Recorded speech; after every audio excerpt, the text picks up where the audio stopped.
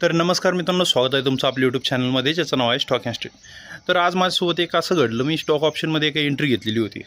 म्हणजे स्टॉक ऑप्शनमध्ये एंट्री घेतल्यानंतर मी स्टॉकवर नजर ठेवून होतो त्या ज्यामध्ये मी एंट्री घेतलेली होती। तर स्टॉकमध्ये मुवमेंट दिसत होती, तो स्टॉक पडत होता आणि जो मी पीचा जो ट्रेड घेतलेला होता त्यामध्ये प्रीमियम वाढत नव्हता। म्हणजे घडत काय होतं, जर आपलं रेग्युलर जर बघितलं तर ज्यावेळेस स्टॉक पडतो त्यावेळेस पीचा जो ट्रेड असतो तो वाढत असतो, त्याचा प्रीमियम वाढत असतो।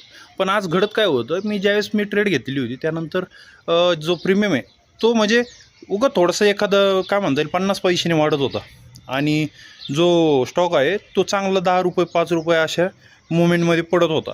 म्हणजे जो प्रीमियम आहे, जो मी बरोबर स्ट्राईक प्राईस देखील मी योग्य घेतलेली होती, पण त्यानंतर देखील प्रीमियम वाढत नव्हता। तर मग मी आज असं केलं की यामध्ये मग माझी जी कॉस्ट टू कॉस्ट एंट्री होईल अशा पद्धतीने मी यामधनं एक्झिट झालो। पण यामध्ये मला असं कळलं की हा जो मेन प्रॉब्लेम आहे तो झाला होता थिटा डिकेमुळे। म्हणजे माझ्या ज्या घेतलेल्या ट्रेडमध्ये ना थिटा डिके होत होता। आता थिटा डिके म्हणजे काय किंवा टाईम डिके म्हणजे काय हे बरेच जणांना माहीत असेल, ज्यांना माहीत नाही त्यांनी यूट्यूबवर अनेक व्हिडिओ आहेत ते सुद्धा बघू शकतात। आणि जर मला कधी वाटलं मोकळा वेळ भेटला तर मी नक्कीच त्यावर देखील एक व्हिडिओ आपल्या चॅनलवर नक्कीच अपलोड करेन। तर याचा मी आज अनुभव घेतला आणि त्यामुळे काय घडलं की मी जो ट्रेड घेत होतो त्यामध्ये नक्कीच त्यामध्ये प्रीमियम वाढत नव्हता आणि त्यामुळे मी तो कॉस्ट टू कॉस्ट एक्झिट केला। नाहीतर त्या स्टॉकमध्ये चांगली मुवमेंट देखील आलेली होती आणि त्यामुळे माझं प्रॉफिट देखील बनायला हवं होतं, पण त्यामध्ये प्रॉफिट काय झालं नाही आणि मला तो शेवटी कॉस्ट टू कॉस्ट एक्झिट करावा लागला। तर त्याचा स्क्रीनशॉट तुम्हाला इथे दिसेल आणि स्टॉकचं जे नाव आहे ते मी ब्लर केलेलं आहे। तर अशा प्रकारे आजची ट्रेड होती।